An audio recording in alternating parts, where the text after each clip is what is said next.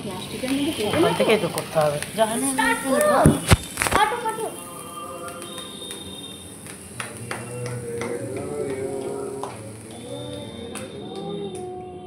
happy birthday mamma happy birthday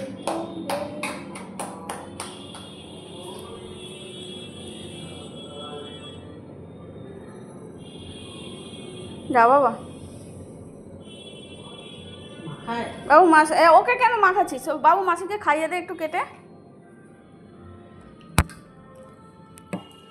একটু হাত দিয়ে কটা ওই তো